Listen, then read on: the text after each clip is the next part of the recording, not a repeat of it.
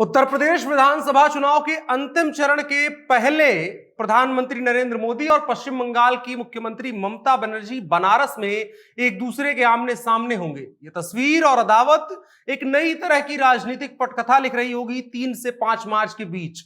पटकथा इस बात की कि राहुल गांधी अब इस देश के विपक्ष के सबसे बड़े चेहरे नहीं रह जाएंगे।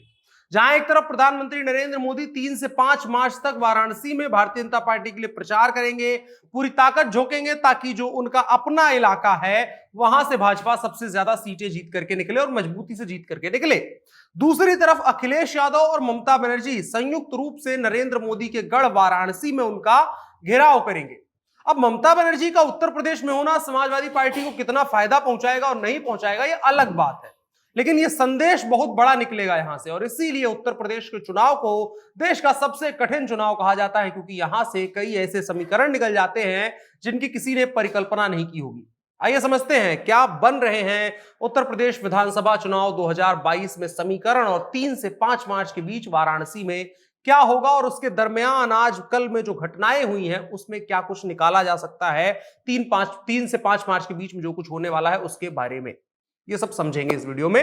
नमस्कार, मेरा नाम है अनुराग मिश्रा और आप देख रहे हैं जनता जंक्शन। मेरा नाम लालमोहन कुमार हुआ और हनुमान में लैब टेक्नीशियन के पद पर हूँ। और मैंने जब से यहाँ ज्वाइन किया लगभग ये 5वां महीना है। और मैंने कोविड से शुरू किया कि लॉकडाउन था तो नाश्ता सुबह से जो शाम तक निकलते थे, बीच में कुछ मिलता नहीं था तो नाश्ता भी लोग करा देते कि आप नाश्ता पहले कीजिए उसके बाद कलेक्शन लीजिएगा। हनुमान जो लॉन्च किया था उस समय उन्होंने बहुत ये किया कि नहीं, बहुत अच्छे समय पर आप लोग ये किए हैं और बहुत अच्छा रिस्पॉन्स मिल रहा है। तो चौथे चरण का मतदान उत्तर प्रदेश में हो गया है। 5वें और 6वें चरण के चुनाव के बाद हम आखिरी चरण में पहुंच जाएंगे, यानी 7वें चरण में। 7वें चरण में भारतीय जनता पार्टी की पगड़ी दांव पर लगी हुई है, यानी वो प्रधानमंत्री नरेंद्र मोदी का संसदीय क्षेत्र वहां से आएगा। यहां पर लड़ाई दमदार होगी और यहां से संदेश भी मजबूत निकलेगा। इसी बात को साधने के लिए विपक्षियों ने भी एक बढ़िया सा प्लान बनाया है। प्लान यह है कि नरेंद्र मोदी के खिलाफ अखिलेश यादव और ममता बनर्जी संयुक्त रैली करेंगे और बिना किसी सवाल जवाब के कहा जा सकता है कि ममता बनर्जी की रैली का उत्तर प्रदेश विधानसभा चुनाव से कोई कनेक्शन नहीं है। उत्तर प्रदेश में अखिलेश यादव को एक धेले का फायदा नहीं पहुंचा पाएगा, लेकिन उससे भी बड़ा संदेश देकर के ये रैली जरूर जाएगी। और संदेश ये भारतीय जनता पार्टी के लिए थोड़ा सा डराने वाला है और कांग्रेस के लिए बहुत ज्यादा डराने वाला। समीकरण यह है कि अगर ममता बनर्जी और अखिलेश यादव समेत गैर कांग्रेसी विपक्ष जो चाह रहा है वो हो गया तो कांग्रेस अपने अस्तित्व के लिए आने वाले दिनों में जूझती हुई नजर आएगी। और वापसी कब कांग्रेस करेगी इस बात का अंदाजा राहुल गांधी भी नहीं लगा सकते। 3 से 5 मार्च के बीच में उत्तर प्रदेश में देश एक नए विपक्ष और एक नए समीकरण की पटकथा लिख रहा होगा। ममता बनर्जी ने बीते ही विधानसभा चुनाव में भारतीय जनता पार्टी को हराया है और तभी से उनके हौसले बुलंद हैं और वो लगातार अपनी पार्टी का विस्तार देख रही हैं और वो लगातार भारतीय जनता पार्टी के खिलाफ और कांग्रेस के बराबर एक विपक्षी गठबंधन तैयार करने की मुहिम चला रही है। इस गठबंधन का हिस्सा उत्तर प्रदेश से अखिलेश यादव, बिहार से तेजस्वी यादव, पश्चिम बंगाल से ममता बनर्जी, महाराष्ट्र से शरद पवार समेत तमाम ऐसे नेता हैं, जिसमें केजरीवाल समेत उधर एमके स्टालिन समेत कई ऐसे नाम शामिल है जो अभी चर्चा में नहीं है लेकिन आने वाले दिनों में पक्का वो चर्चा में आएंगे। तमाम जो क्षेत्रीय पार्टियों के मुखिया हैं, जो कांग्रेस से नाराज है, जो भाजपा के विरोधी हैं, वो सब लोग एकजुट होने की कोशिश कर रहे हैं। अब नाम तो ये बहुत बड़े बड़े लग रहे हैं और लग भी रहा है, अगर कागज पे जोड़ा जाए कि अगर ये इकट्ठा हो जाते हैं तो भारतीय जनता पार्टी को आने वाले लोकसभा चुनाव में मजबूत चुनौती दी जा सकती है।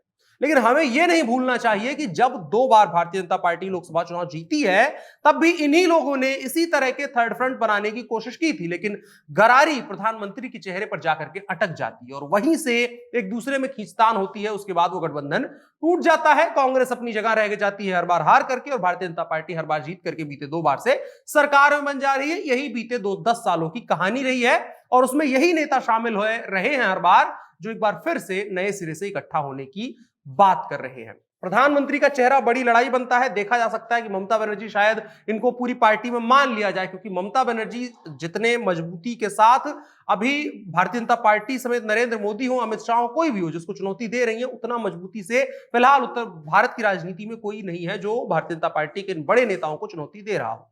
इसके अलावा बड़ी पुरानी बात है, द्रविड़ मुन्नेत्र कड़गम जो डीएमके है उसने पहले भी देश में एक नेशनल सोशलिस्ट जस्टिस फ्रंट बनाने की पैरवी करी है उसके अलावा ममता बनर्जी की तो बात किसी से छुपी हुई नहीं है कि वो फैलाव का इरादा रख रही हैं।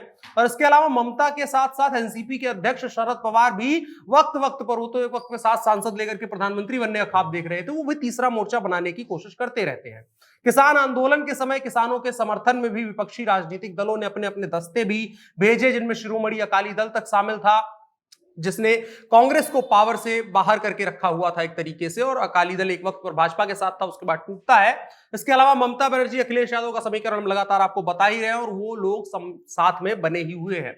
इसके अलावा तेलंगाना के मुख्यमंत्री चंद्रशेखर राव ने भी कहा है कि ममता बनर्जी की उनसे फोन पर बातचीत हुई है और जल्द ही या तो बंगाल वो जाएंगे या ममता बनर्जी उनसे मिलने के लिए तेलंगाना का दौरा करेंगे। और इन तमाम चीजों का वजह क्या है, क्यों ये तमाम जो मुख्यमंत्री हैं अलग अलग राज्यों के, वो लोग इकट्ठा क्यों रहे हैं? तो इनकी वजह जो राज्यों में राज्यपाल हैं उनको एक कोर रीजन बताया गया है।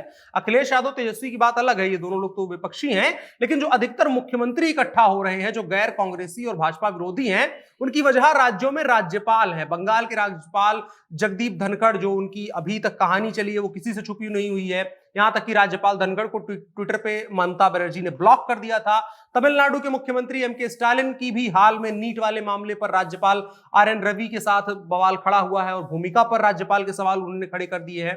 और इसके अलावा ममता बनर्जी लगातार एनसीपी प्रमुख शरद पवार के साथ बातचीत में है, और कुल मिलाकर के ये सभी लोग एक तरीके से नए विपक्ष की बात कर रहे हैं और बीजेपी का सामना करने के लिए एक एकजुट विपक्ष बनाने की जरूरत का बात कर रहे हैं। और उसी की जो एक तरीके से पटकथा लिखने की शुरुआत होगी वो उत्तर प्रदेश में आखिरी चरण में 3 से 5 मार्च के बीच होगी, जिस दौरान तमाम जो भारतीय जनता पार्टी के बड़े नेता हैं, बड़े चेहरे हैं, वो सब पूरा दम लगा करके वाराणसी के इलाके में प्रचार करेंगे। पूर्वांचल का जो कोर इलाका आता है, और वहां भाजपा के रास्ते कुछ जगहों पर कठिन भी नजर आ रहे हैं।